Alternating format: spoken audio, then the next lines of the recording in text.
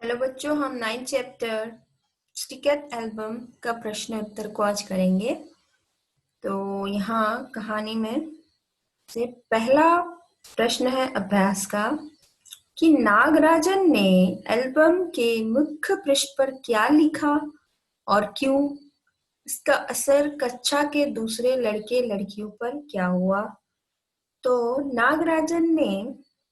अ, नागराजन ने अपने जैसे कि एल्बम नागराजन के एल्बम जैसा किसी के पास नहीं था और उसके मुख्य पृष्ठ पर मोती जैसे अक्षरों में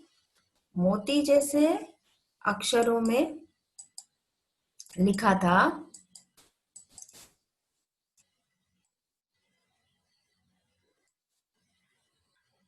मोती जैसे अक्षरों में लिखा था कि मुख्य पृष्ठ पर A M Nagarajan A M Nagarajan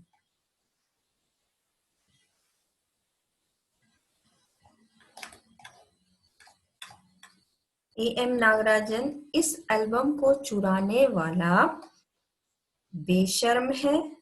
ऊपर लिखे नाम को कभी देखा है? यह मेरा एल्बम है। यहाँ है, देखो, यह एल्बम मेरा है। जब तक घास हरी है, कमल लाल, सूरज तब तक पूर्व से उगे और पश्चिम में छिपे, उस अनंत काल तक के लिए यह एल्बम मेरा है, रहेगा। तो दूसरे लड़कों पर और लड़कियों पर यह हुआ कि लड़कों ने इसे अपने एल्बम में उतार लिया और लड़कियों ने झट कॉपियों और किताबों में उतार लिया। तो देखा हमने कि पहला ये कि नागराजन के एल्बम का असर लड़के लड़कियों में क्या, फटाफट लड़कों ने इसको एल्बम में उतार लिया और लड़कियों ने कॉपियों में और किताबों में उतार लिया। दूसरा प्रश्न है, नागराजन के एल्बम के हिट हो जाने के बाद राजप्पा के मन की क्या दशा हुई? तो नागराजन के एल्बम के हिट हो जाने पर राजप्पा की मन की दशा बहुत बहुत बुरी थी। वह मन ही मन कूद रहा था। स्कूल जाना अब उसे खलने लगा था और लड़कों के सामने जाने में उसे शर्म आने लगी थी। अब वो घर में ही ज्यादा रहता था।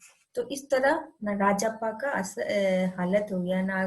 वो नागराजन से जलने लगा था। वो मन ही मन कूदने लगा था और उसको दूसरे लड़कों के सामने जाने से शर्म आती थी और ज्यादातर वो वक्त घर में ही बिताता था। तीसरा प्रश्न है, एल्बम चुराते समय राजप्पा किस मानसिक स्थिति से गुजर रहा था? तो राजप्पा सोच रहा था कि नागराजन क्या जाने कि टिकट कैसे जमा किए जाते हैं। एक एक टिकट की कीमत क्या होती है। उसके पास जितने भी फालतू टिकट है उन्हें टरका कर उसने अच्छे टिकट वो झाड़ लेगा। कितनों को तो उसने यूं ही उल्लू बनाया है।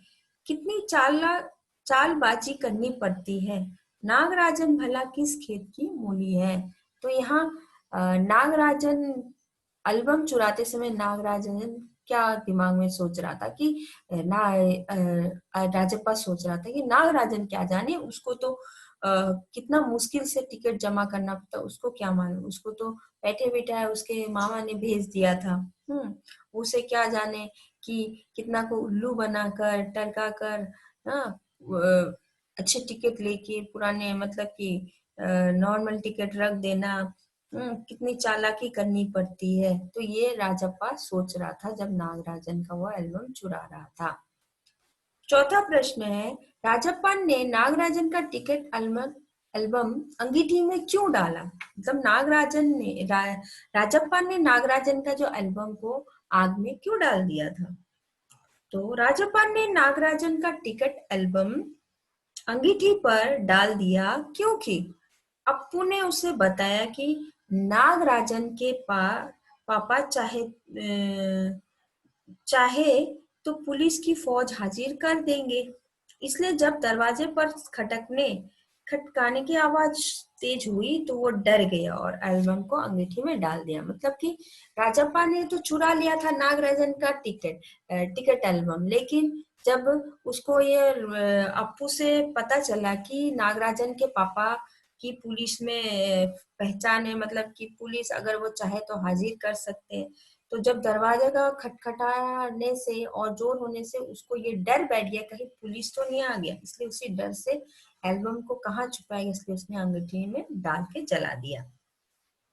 लेखक ने राजप्पा के टिकट इकट्ठा करने की तरह तुलना मधुमक्खी से क्यों की है? तो लेखक ने राजप्पा के टिकट इकट्ठा करने की तुलना मधुमक्खी से की है क्योंकि राजप्पा भी मधुमक्खी की तरह दिन भर अपने एल्बम के लिए अलग अलग टिकट के लिए घूमता रहता।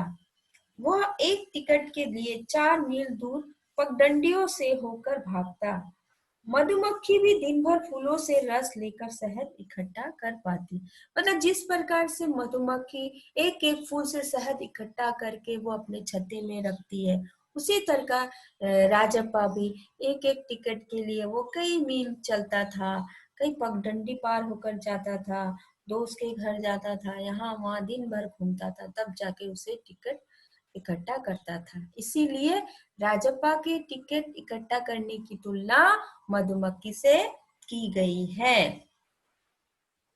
तो यहाँ टिकटों की तरह बच्चे और बड़े दूसरी चीजें भी जमा करते हैं। सिक्के उनमें एक है। तुम अन्य चीजों के बारे में सोचो जिन्हें तुम जमा किया जा सकता है, उनके नाम लिखो। सिक्के के अलावा तो हम जैसे कि कार्ड्स होते हैं, कोई किसी कोई एक्टर का कार्ड रखता है, कोई रेसलर का कार्ड रखता है, हाँ, कोई किस्म किस्म का बटन्स होता है। तो अलग अलग शौक होते हैं। तो बच्चों के अनुसार है ये, आप लोग स्वयं करने से आपका शौक कैसा है तो आप लिख सकते हैं। टिकट एल्बम का शौक रखने के राजप्पा और नागराजन के तरक में क्या फर्क है? तुम अपने शौक के लिए कौन सा तरीका अपनाओ? तो टिकट एल्बम शौक करने में नागराजन और राजप्पा में तो अलग है। नागराजन को उसके मामा ने दिया और उसे इतनी मेहनत नहीं करनी पड़ी, लेकिन राजप्पा तो दिन रात मेहनत करके एक एक जगह से वो लाता था, कई पगडंडियां चलता था, दोस्तों के घर जाता था, दो पाकिस्तान के बदले रूस, इस तरह का वो टिकट बदली करता था। तो वो मेहनत करता था। तो अपना शौक शौक वो होता है ना, जब उसमें अगर हम शौक से करें, करने में भी अच्छा लगे, मेहनत भी हो, बैठे बैठे नहीं होता, तो राग राजप्पा का तरीका अच्छा है। बस यही है, गलत नहीं होना चाहिए, तरीके से होना चाहिए। वो जो सोचता है वो नहीं होना चाहिए इसमें, लेकिन वो जो करता है मधुमक्खी की तरह इधर से उधर से दौड़ कर हर जगह से वो अपने शौक को वो पूरा करता है। तो ऐसा होना चाहिए। टिकट एल्बम का शौक रखने के राजप्पा और नागराजन के तरीके में ये तो हो गया। तीसरा, इकट्ठा किए हुए टिकटों का अलग अलग तरह से वर्गीकरण किया जा सकता है। जैसे देश के आधार पर ऐसे और आधार सोचकर लिखो। तो अलग अलग ये देश के आधार पर है, तो आप चित्र के आधार पर कर सकते हैं, उसके रेट के आधार पर कर सकते हैं, उसके डिजाइन के आधार पर करते हैं, वो चौकोर है, उसके साइड में कैसा है, उसके आधार पे भी हम टिकटों का वर्गीकरण कर सकते हैं। कोई छोटा है कोई बड़ा है, उस तरह से भी कर सकते हैं। कई लोग चीजें इकट्ठी करते हैं और Guinness book of world record में अपना नाम दर्ज करवाते हैं।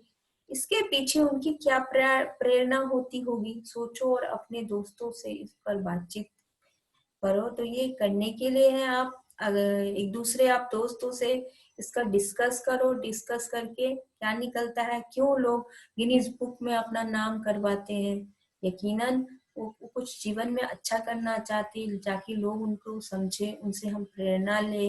हाँ, और सीखे लोग, हमेशा याद रखें। तो यहाँ में यह प्रश्न उत्तर हो गया है, अगर आपको कहीं दिक्कत है आए तो आप मैसेज कर बोलिएगा।